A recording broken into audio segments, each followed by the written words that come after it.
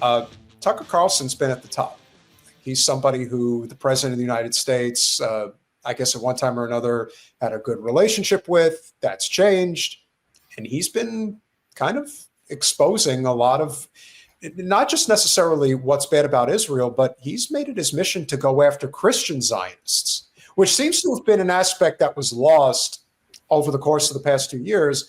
And we've seen the rise of the Fuenteses of the world that are basically saying that this is a Jew problem and not a Zionist problem. And there are Zionist Jews and Zionist Christians. And all the while, now that Tucker is doing what he's doing, they're losing their minds in a big way. And this was a little fun video that just dropped earlier this evening from, I don't know who the worst Zio scum is that does media, but Mark Levin is right up there as far as I'm concerned.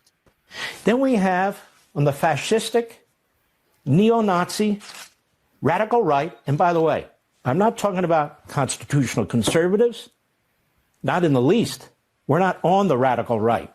We're right in the center. And I don't mean ideologically, I mean we're right in the center.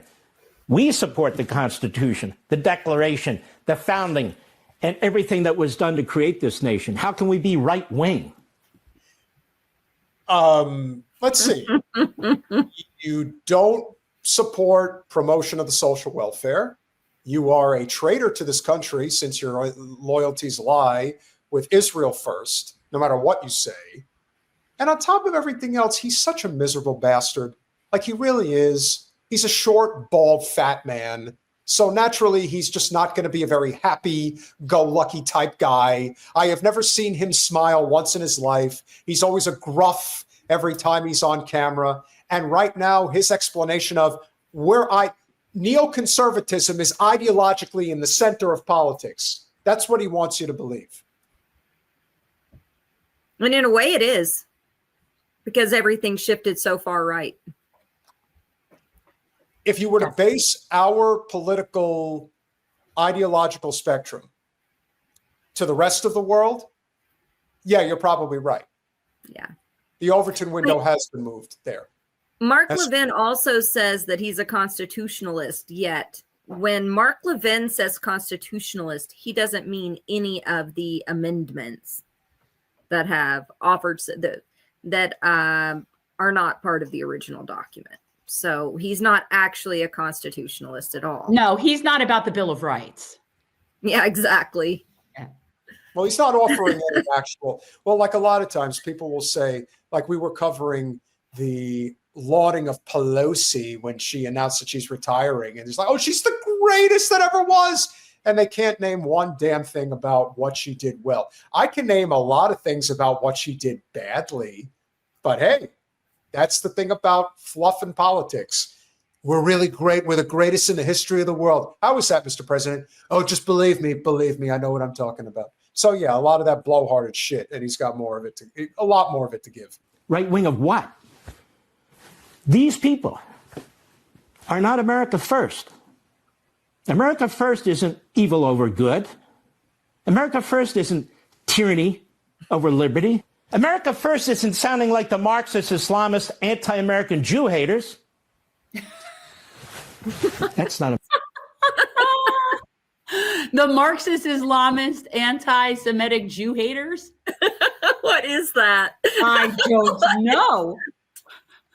How do Marxists and Islamists get together? I'm not 100% sure about that one, but ironically, Marx it's the Jews. So I'm confused because a lot of the Marxists are Jewish, and so I'm just saying, like, that's just a very strange combination of adjectives.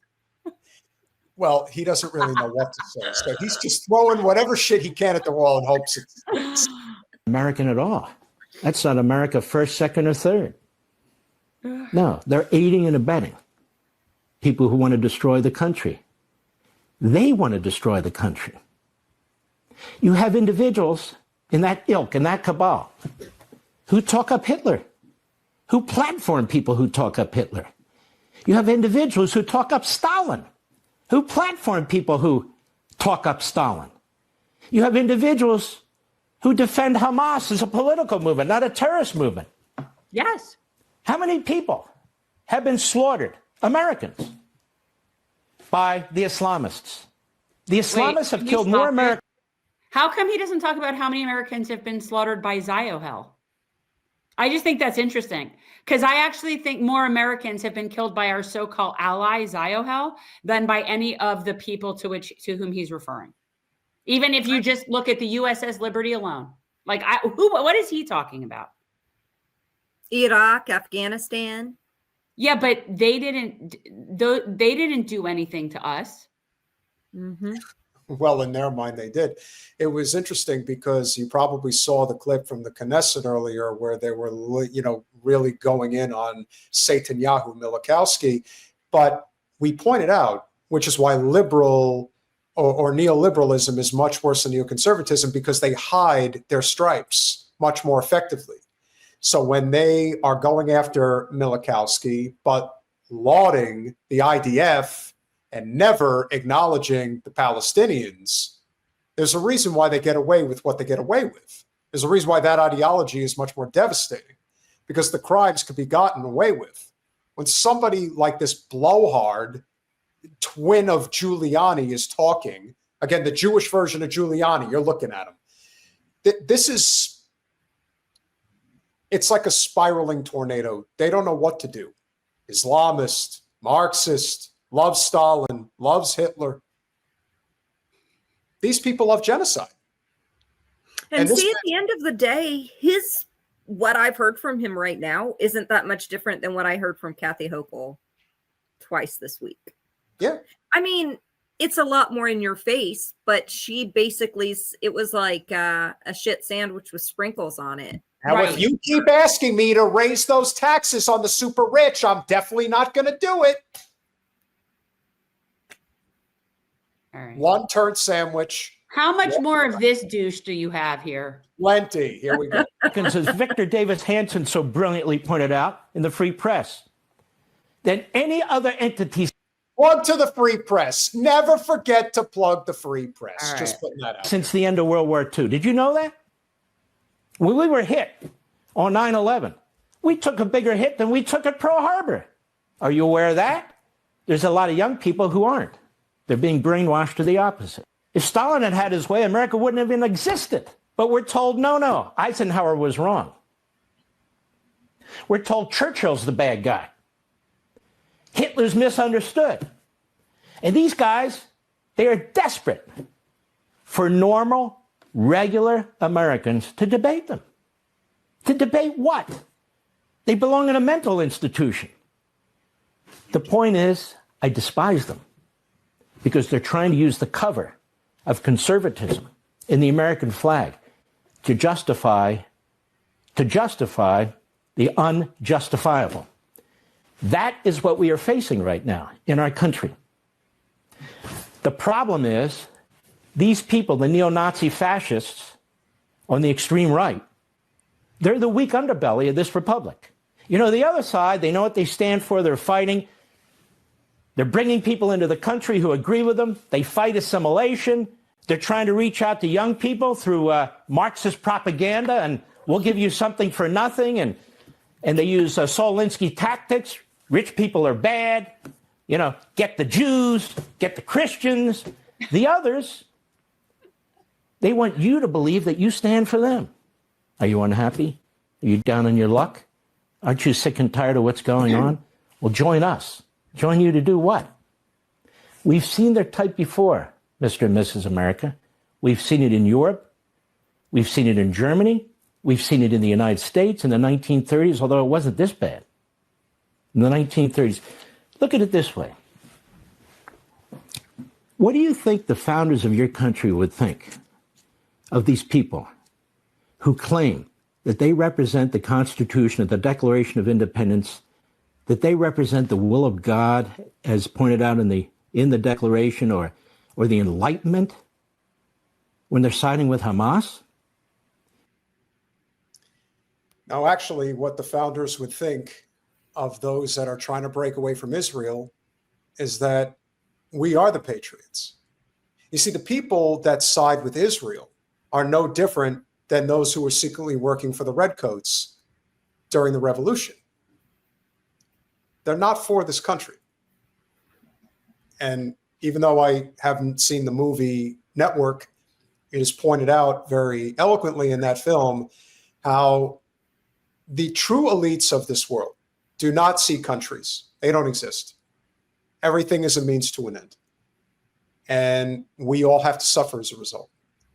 Well, he supports Trump's Gestapo because, Palantir and his buddies, his billionaire buddies, are making a lot of money selling the tech that they tested out in Gaza and the West Bank to ICE to use on our own people here. He's all for that. He's all for Trump's Gestapo.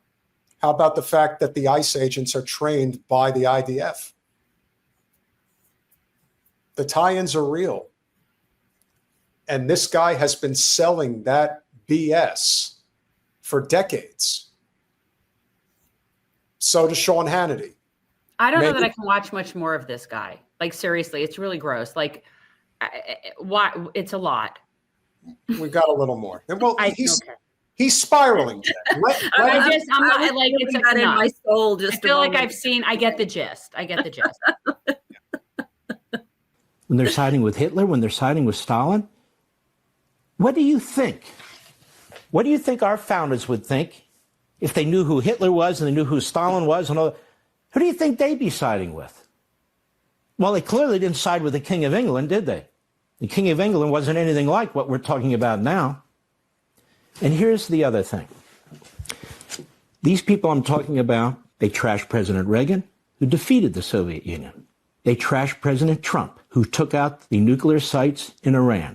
Our President of the United States, who's peace through strength, who's a very practical man, an incredibly patriotic man, they're stabbing him in the back too. They try to steal MAGA. They try to steal America first. But these people are reprobates. They're reprobates. So here's the deal. The 250th anniversary is coming up. What are we celebrating? Our great founders, the men and women who fought the Revolutionary War, who fought it for liberty, for sovereignty, for representative government, for what we now call capitalism. They didn't fight it for genocide. Because capitalism and genocide don't go hand in hand. Did this guy really just use the word genocide in that context? He did, but what's interesting is he's saying we did it for this, not for that. But those are the same. Capitalism and genocide go hand in hand. Like, those things go together. It's like peanut butter and jelly. So you have to love Trump unconditionally. You have to support capitalism unconditionally. And when he references genocide, he's not talking about Israel. And to me, this is what brings it all together. They simply can't accept the fact that the jig is up on Israel. It's over. And either they know it and they're just not willing to accept it, or they do know it and they're still trying to convince people to not believe their lying eyes, which is why we pointed out earlier that the Knesset, much like liberal Zios, are going to continue to just say that this is a Netanyahu Milikowski problem and not an Israel problem. And that until that state no longer stands and we are not party to what they're doing, that we completely disassemble that relationship, that this will only continue and it's only going to get worse. And with the likes of, okay. After Sabra and Shatila, right?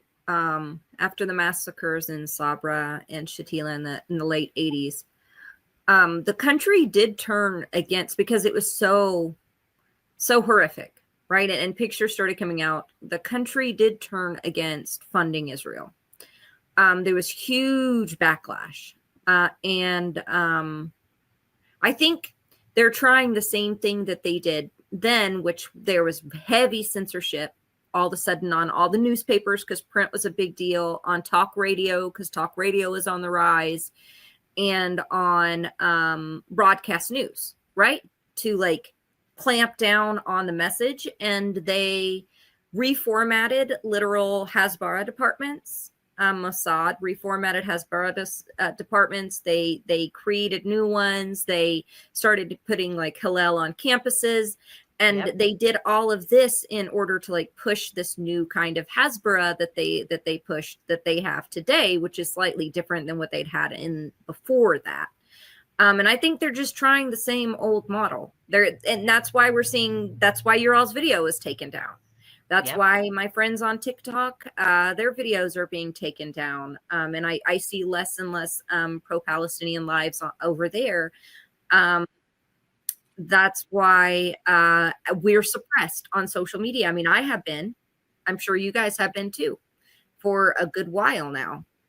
So I think that's how they're planning on controlling that's why Barry Weiss is sitting up there at CBS.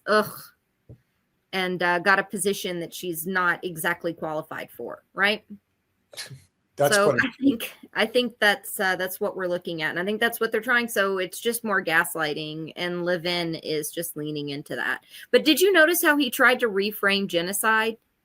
That's telling about where Israel may be going with some of their messaging, and I've been seeing that it was capitalism, not genocide. Yeah. So he's denying the genocide of the Native Americans, which is. That's crazy. We have just a little bit left, but let's finish it up. They didn't fight it for all these other causes that somehow have become popular. This is our generation's war. It's a non-fighting war.